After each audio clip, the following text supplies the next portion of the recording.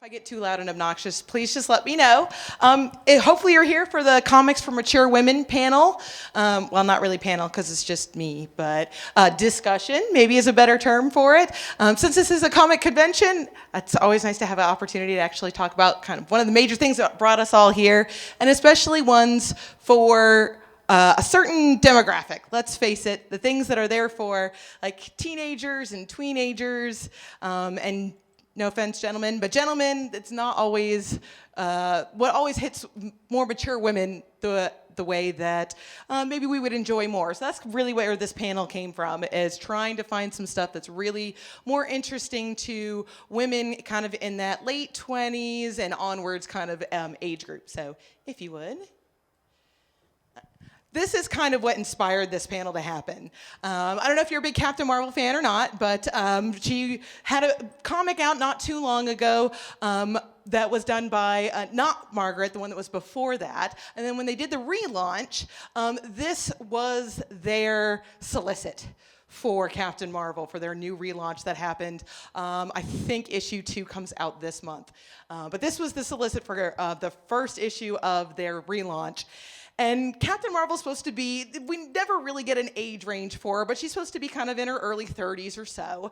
And despite the fact that she's kind of the age, I'm not just gonna say I'm 31, she's about the same age as I am, the entire way that she was described seemed to have nothing to do with me. And I got a little bit frustrated that it seemed very, I don't want to say patronizing, but very geared towards younger teenage girls when I was just reading through the solicit that they'd done. So I just kind of highlighted some stuff in red that I thought was a little odd considering the age range that she kind of represents.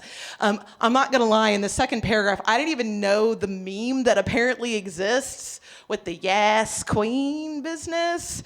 Apparently it's a meme thing. I didn't even know. But it's talking about how she's wearing a crown and doesn't it look good on her, and all these kinds of things, how she's the greatest ever, and that's what they call her, whoever they are, who knows. She's everyone's favorite superhero. And if you follow comics right now, she's just coming out of Civil War II, where, spoiler, she is the bad guy in that comic. So there's not a lot of love for her even in the Marvel universe right now, and unfortunately her comic here debuted at 32nd in the Diamond selling list. So they're trying to make this big push for more mature female characters, but they're not advertising them to that same demographic, which to me is a shame when they have such great female characters that we would all love to follow, but they're just marketing them the wrong way.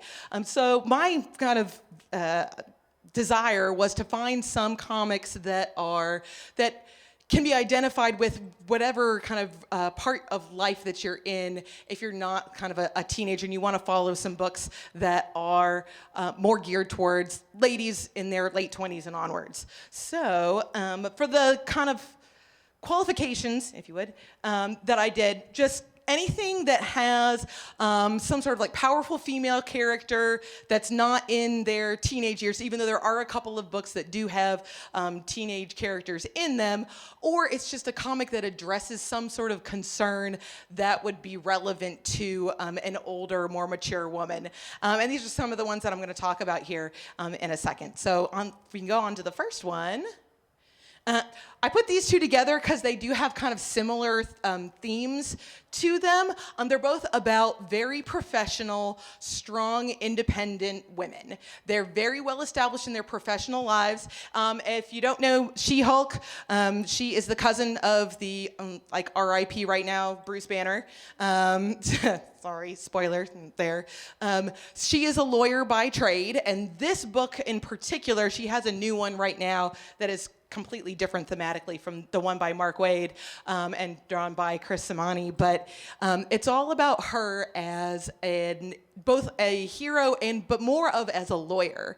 And that's what makes this part so interesting to me, is that it starts out with her at at a law firm, at a, I guess, a highfalutin one, and she's going in thinking she's going to get her big bonus of the year because she's done all these cases, she has made a bunch of money for the company, all these sorts of things. She goes in to thinking she's going to have this great review, and the gentlemen who are in charge of the company basically tell her that they don't appreciate what she's done because despite everything she's done for the company, she didn't bring any of her superhero buddies like to the company to use their services.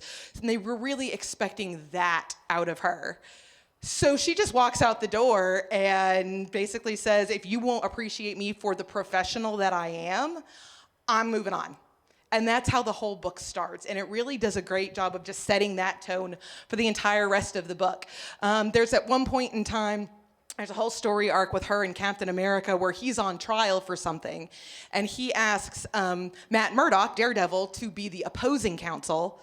And he asks her to be his defense attorney because he wants to make sure that the correct verdict is done in the trial, whether he's guilty or innocent.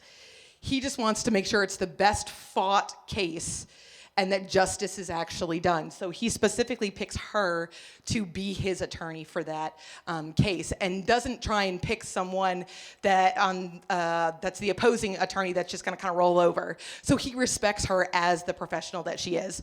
So I really love that part of the book specifically. There are a couple of issues in that run. It's relatively short, it's only 12 issues, where the art gets a little wacky because they have a fill-in artist and it's kind of terrible. But if you can get through like 2 issues of terrible art, then you'll be fine. The other one is the Black Widow series that's wrapping up soon. If you've not been reading it, I really, really suggest it. You don't have to have a lot of background, kind of like as long as you've seen the movies, then you'll be pretty good. Because it picks up with her basically being blackmailed as something that she did while she was the Black Widow back in like Red Room days. And it's all about her trying to clear her name while still staying true to what she has become rather than who she was in the past. So again, it really focuses on her as not just in kind of an agent of S.H.I.E.L.D. who does whatever S.H.I.E.L.D. tells her to do. It's all about her taking ownership of both where she's been and where she's going. And it's got completely fantastic art. This is the panel that they keep on using, and that's her having blown up part of the helicarrier and parachuting out of it into New York City. So like that tells you a little bit about the, I don't know, the art and the adventure and just the intrigue that comes out of this. So 2 great, just powerful women series. This book here, it's a little bit older than the 2 that I just referenced. It's about, well, if you haven't heard of Batwoman before, her real name is Kate Kane. She is from one of the other like great families of Gotham. She joined the military. Her dad was in the military, but she is outed as a lesbian before Don't Ask, Don't Tell is repealed. So she kind of gets shamed out of the military. And when that happens, she, through a series of events, takes on the persona of Batwoman. This whole series by J.H. Williams III, first of all, is one of the most beautifully drawn things you will ever see in your life. Panels like that are normal on every single page. It's the first storyline is called hydrology, and that idea of water and watercolors and those kinds of things really inform the entire artwork of this series. So A, it's beautiful, and B, it really is about her not as like, oh, just the woman Batman character. It's her on her own, and she kind of takes care of the supernatural side of Gotham and making sure that that's taken care of and that that's not being, the first storyline has to do with a bunch of children that are being kidnapped, and she partners up both with the female lead detective that doesn't know she's Batwoman, but then they're also together in a relationship like outside of the investigation. But it's a great book for if you like the Batman series, but you're looking for something that doesn't follow Bruce Wayne or Nightwing or something like that. You're looking for a female version that's really interesting and beautiful. Then this is the one to definitely go for. I had to put a Wonder Woman one up here. It had to be done. But I'm not gonna lie, I don't read a lot of Wonder Woman, so I had to actually take some suggestions from other people I knew that were reading different Wonder Woman comics, and so I read quite a few, but I had a hard time finding ones that were really resonating with me as a woman in many ways. Some of you might have seen or read the Brian Azzarello run, which is beautiful, and it's basically Greek soap opera, if you like soap operas. So it's got great character designs and all those kinds of things, but in the end it is a soap opera. So I was looking for something that was a little more emblematic of who Wonder Woman is. And so this is what I settled on.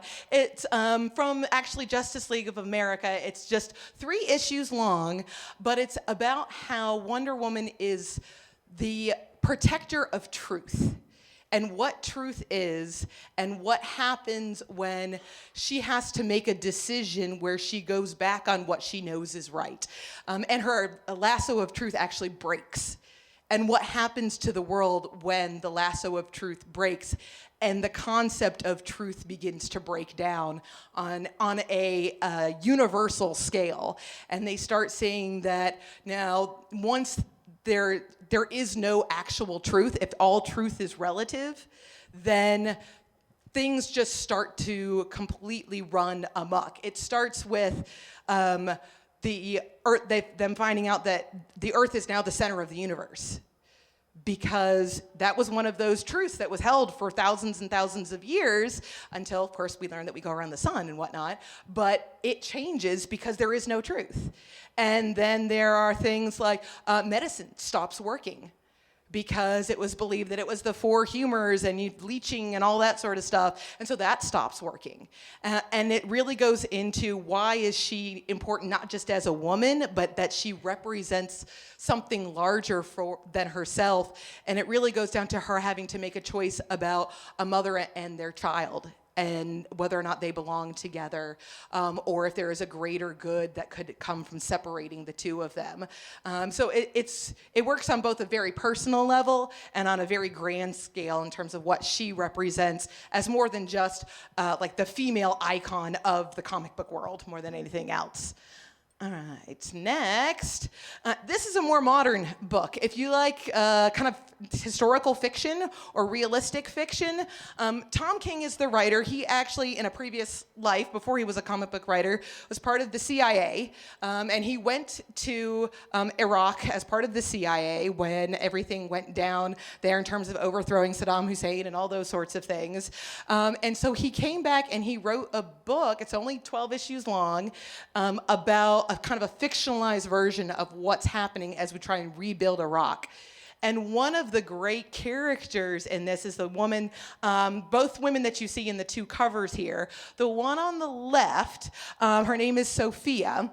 She is the strong woman in the Iraqi government. So her father was actually with Saddam Hussein, and when he gets purged by Hussein at some point in time, and then when the Americans come in, she is one of the new leaders that has risen up to try and take control. And it's all about how she really knows how to play the game more than anybody else in this country. She knows how to get stuff done. And she's not gonna be steamrolled by anybody. She's the greatest kind of political player that they have on that level. So she's very strong, but at the same time, very in tune with her roots as who she is as a Muslim woman. And that's really kind of appealing, that she doesn't have to defer to gentlemen, but at the same time, she doesn't seem unrealistic because she's still very ingrained in her community. The woman on the right is actually the wife of one of the main characters, and she's got that same idea of she's a powerful woman even in the constraints of the society that she lives in. So she wears the full-on burqa outfit, but at the same time, when her husband gets kidnapped, he gives her essentially a code phrase to say, I'm gonna be back, I'll meet you for prayers at the mosque later on, so don't worry, I'll be back. he manages to bring the gentlemen who have kidnapped him to the mosque to pray. She's hiding there as a street beggar. As they walk by, she stands up, pulls out an AK-47, and kills them and saves her husband. So she's an amazing lady. So there's very, very strong female characters even within like it doesn't have to be a society of Amazonians. You know, it can be within a very realistic group, and it's also a murder mystery. If you like murder mysteries, that's kind of the overarching idea of this. And like I said, it's pretty low impact, 12 issues, 2 trades. So, and Tom King just does great stuff because he's been there, so he really knows how to create that kind of drama that comes from these kinds of situations. All right, the next one, what do we have? Fables. This is where there's a lot of background. Like, you can read as much or as little of this as you want. I think the last trade was trade number 22, something like that. It has like 3 spin-off series, something along those lines. The basic gist of it is that all of the fables we know and love, that's Snow White up there, but also Boy Blue and the Big Bad Wolf and Cinderella and all these other characters, they all kind of live in parallel universes, sort of, and they are being conquered by this evil villain called the Adversary. And as they are being conquered, anyone who survives becomes a refugee and basically runs away to our universe and tries to reestablish their life here. And Snow White she's not the mayor of this, it's called Fabletown, where they all come, but she is definitely the power behind the mayor, and everyone knows it. King Cole, if you know him from Fableland, he's the actual mayor, but she is the power, and she runs everything. Even King Cole knows that. Her whole storyline, she's really kind of the main character, other than the Big Bad Wolf, who becomes her husband eventually in it. You get to see her entire life as a leader, as a mother, as a military commander. She's actually a military commander while she's pregnant, and she just goes out there and is kicking butt and taking names and really like doesn't let anything get in her way. Her husband leaves her for a while, so she's a single mother for a large portion of the book. And the greatest thing about her is everyone respects her at every single moment. There is never a time, even though she will feel insecure at different points in the book, just overwhelmed by what's going on in their universe and trying to take out this evil power that has taken over all of their homes. She always has the respect of every single man and woman that she works with in terms of this universe. Even the kind of cosmic beings of the universe defer to her at different points in the book. So if you're looking for kind of a mother figure to follow, then she's a great version of that, and she really kind of humanizes in a lot of ways the issues that would almost seem goofy when you're talking like, I don't know, Little Red Riding Hood running around, I don't know, sabotaging things, whatever Red Riding Hood does. So it's a great, volumes 1 through 11 are my personal favorite parts, but it does go up through, that's about half the series, and then there's a bunch extra after that, and tie-ins and all that sort of jazz. So there you go, rock on Snow White. Astro City is like the book that's amazing that I wish more people would read.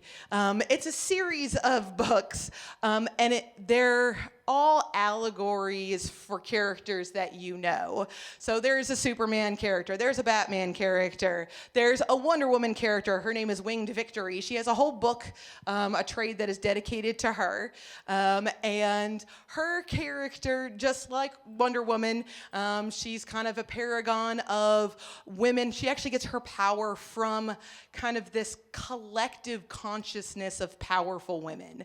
And these powerful women have decided to bestow her with the Winged Victory powers to use them to promote feminism in the world and protection for women. So she sets up a bunch of locations where battered women can come, get training, get protection, all those kinds of things. And this book in particular is when she gets framed for some basically a set of crimes that she didn't commit by an unknown source at one point.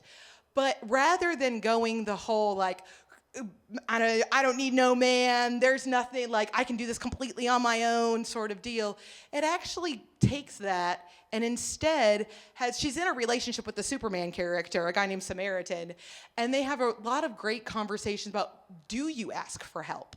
You know, if you're in this situation and there are men who could help you, at what point do you do that? But if you're a feminist icon, does that somehow demean you in some way? So it really adds some nuance to that conversation.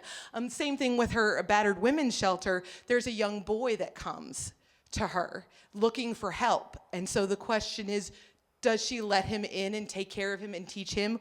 Or does she just focus on her own mission, which is helping women instead? So it adds some depth to kind of these classic feminist tropes that have kind of come in vogue, and looks at them in a deeper level, and also kind of just talks about when we care too much about our ideologies rather than the people that are being hurt by them, at what point does that also become part of the problem?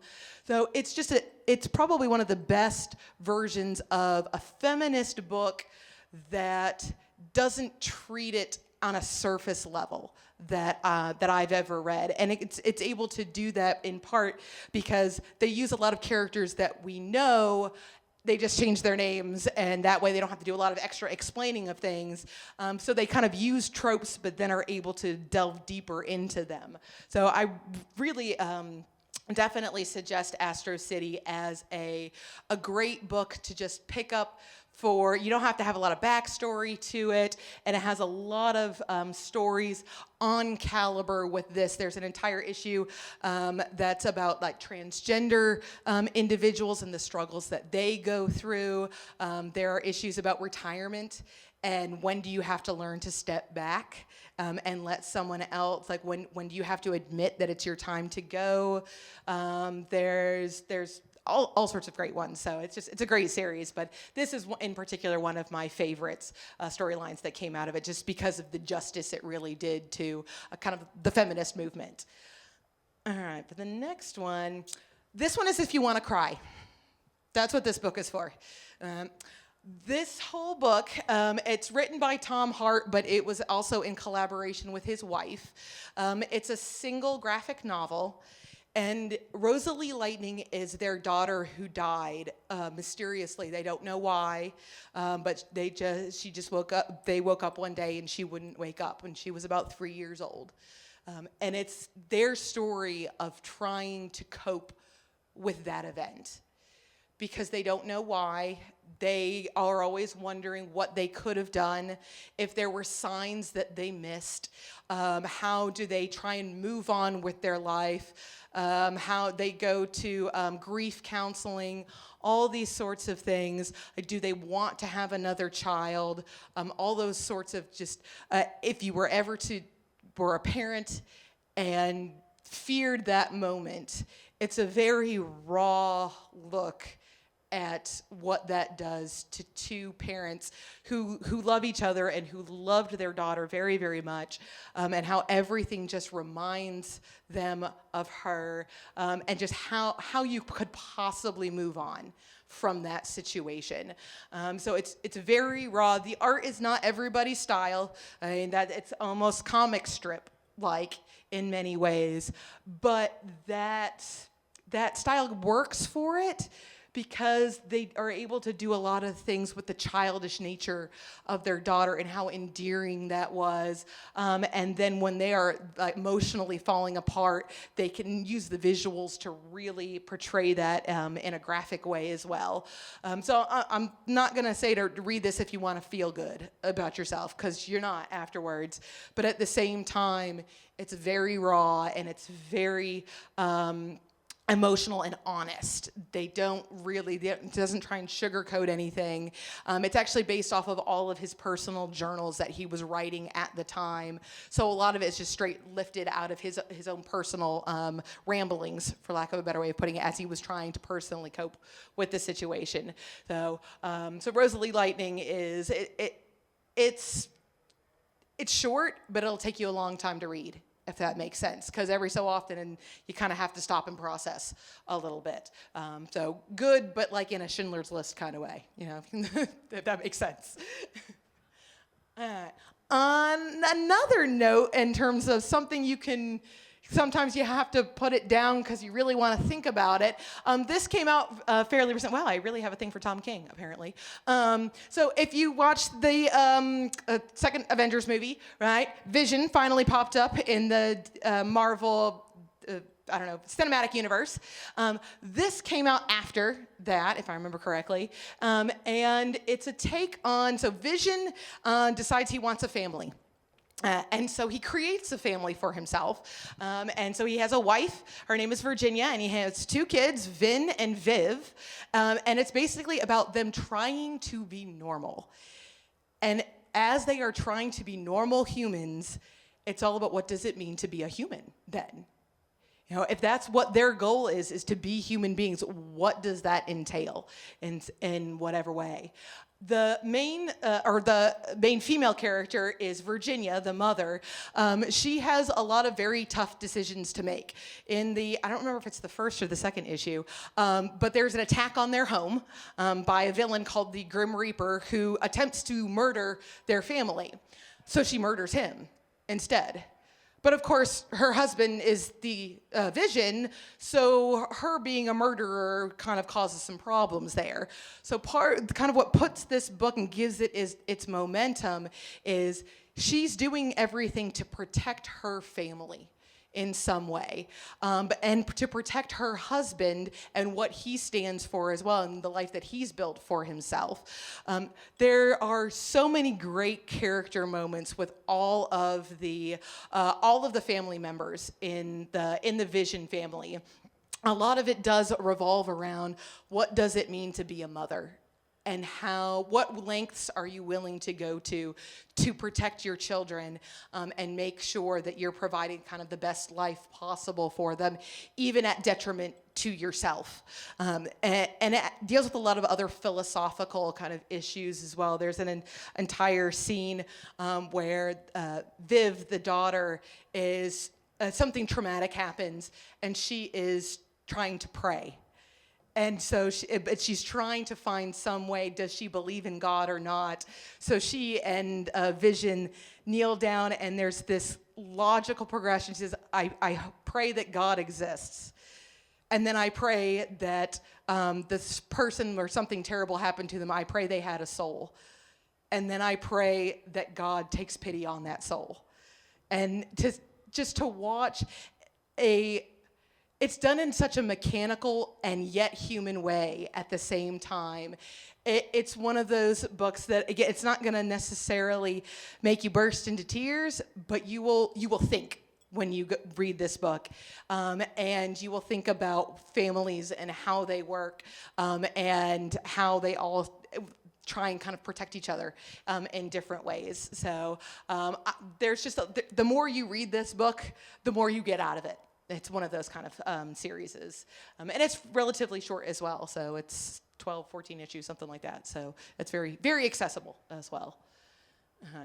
Speaking of family books, there are a lot of like teenage characters. Maybe there's a book that you want to be able to suggest to teenage children or something like that. Unfortunately, a lot of books that have teenagers with them, their parents are either abusive, they're dead, it's trapped in another universe somewhere, they're an evil villain, who knows what the issue is. These are 2 characters where there are really healthy family units that are involved in them. One is from DC and one is from Marvel. The DC character is up there on the top. It's Blue Beetle. His real name is Jaime Reyes. He is the, 3rd incarnation of Blue Beetle at this point. He lives in the Southwest. He's a Hispanic American kid.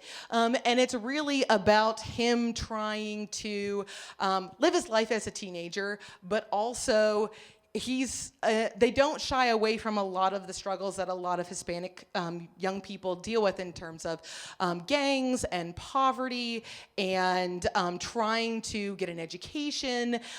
There's things with immigration issues at different points that they address in the book. And throughout all of it, his family is the one that really supports him. His mother is a nurse, and there's multiple characters, like, if your mom saw you doing this, that you would be locked in your room and you would never see the light of day again. And he's like, yeah, I know. Like, he respects his mother, he respects his father, who's a small business owner, all these kinds of things. And when his parents eventually do find out his secret identity, they're very supportive and yet cautious for him, as you would expect a real parent would be. Incredibly proud of the heroics that their son's doing, but at the same time terrified for what they're going through. And one of the big climactic battles at the end, and he's going off to fight the big evil villain that's invading from another planet, and his dad basically says, you know what, I fought in a war too. Give me a gun and I'm gonna back you up. Like, I'm not gonna let you do this alone. And his mom's like, you know what, I have medical training, I'm going to be useful as well, so I'm going to be there with you. So they kind of go together, and so it's just a very healthy family dynamic. Miss Marvel is very similar in that way. It's by G. Willow Wilson. It's probably one of the big standout books that has come out in the past 5 years or so. Not to be confused with Captain Marvel, because she is the young one, the new Miss Marvel, I guess. So she is of Middle Eastern descent, but she's from New Jersey, and same kind of deal. She's a very positive relationship with her whole family, but it adds that other dynamic of what does it mean to grow up in a very strong Muslim family in the United States, as her parents are trying to both acknowledge that she is an American, but also to stay true to they're from Pakistan originally, so they're Pakistani and Muslim roots. And they do a really good job of not making really anyone the villain or any judgment on cultural expectations and things along those lines. Instead, it's just a really honest look at what does it mean to kind of grow up in two different worlds. And if you're a parent, how do you try and acknowledge that they are not going to grow up the way that you do while still making sure that they are in tune with their heritage and their family and where they come from? So it does a really good job of showing that and the struggles that come with that. And she can grow her fist to the size of like a bus and smash stuff. So, you get everything in both of those books. So they're great if you're looking for kind of a positive family oriented book. All right, for the next, I don't know what comes next. This is the one that did make me cry. I cry a lot, I'm realizing. This one is if you have older parents.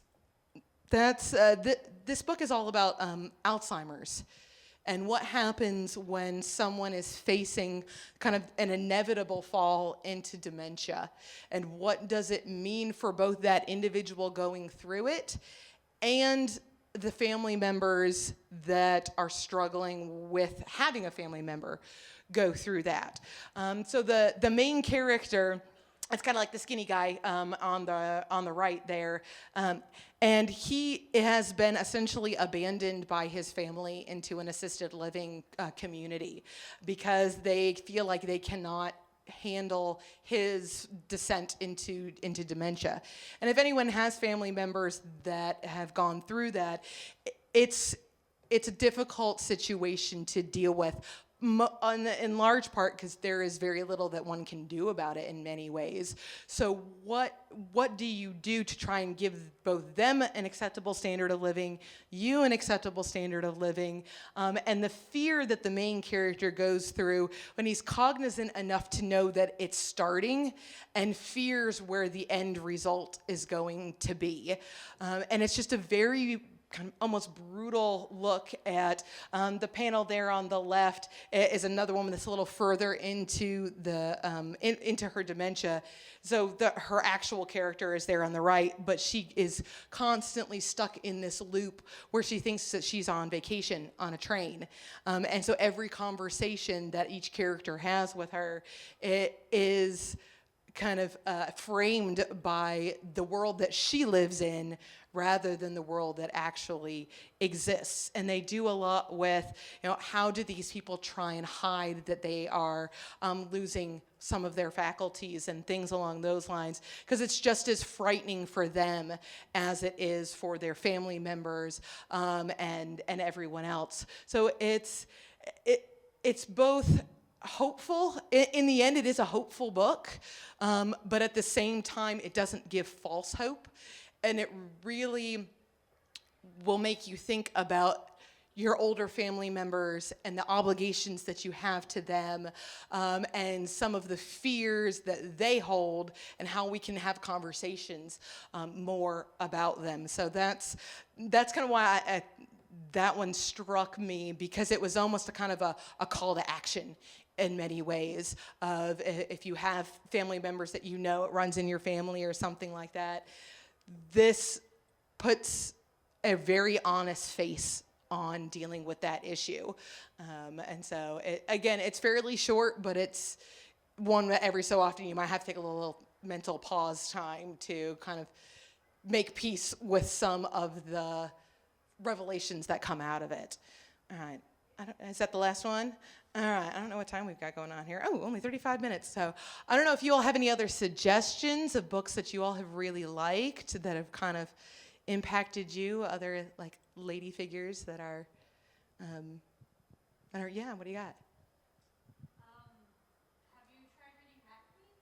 I haven't. I have seen like oodles of covers for it and always been intrigued. So it's like fantasy, but more like fantasy plus, right? It's kind of set in, a D&D world, and it follows this group of female adventurers, and it's, I guess, warning, it's very raunchy and icky and not for kids.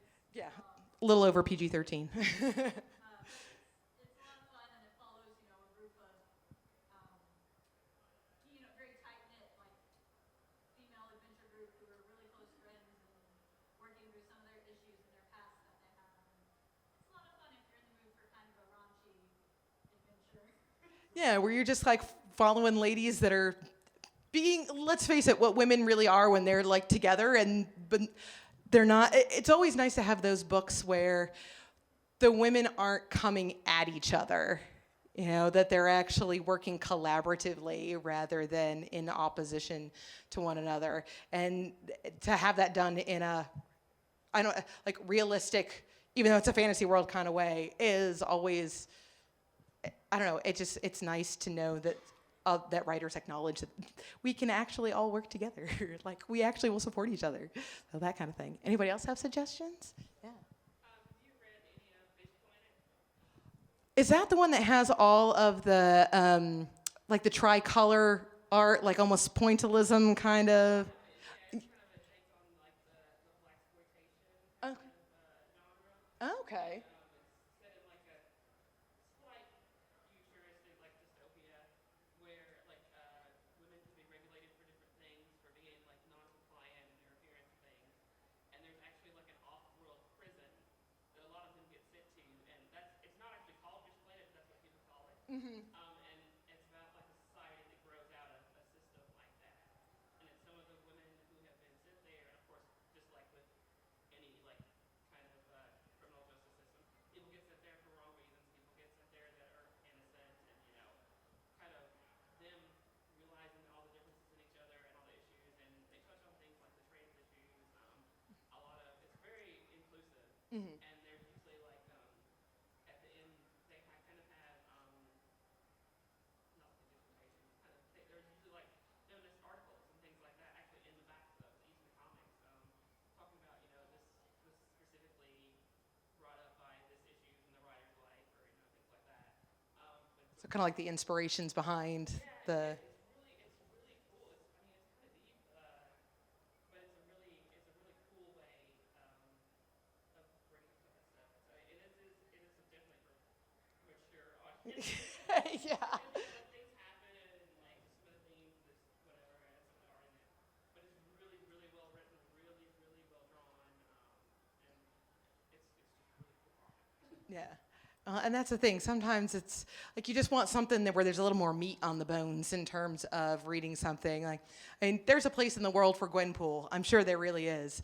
But sometimes you're just looking for something that's a little bit deeper, that addresses some of the issues that you think about yourselves or that you talk about with your girlfriends and things along those lines. So it's nice to have everything, but definitely to get great suggestions of things that you can have when you really want to have something to think about, as opposed to just kind of cotton candy books, which, everyone wants cotton candy sometimes, but not, sometimes you want something, sometimes you want steak. Sometimes you want cotton candy, sometimes you want steak. So there's that. Any other suggestions people have? All right. Well, if not, I'm not going to just keep you here and trap you for no good reason. So thank you all for coming. I really appreciate it. Hopefully you got something out of it. And have a great rest of the con. If you're going home tonight, be safe. If you're coming back tomorrow, be warm. Both, I guess. And yeah, enjoy the rest of your convention. Thank you all.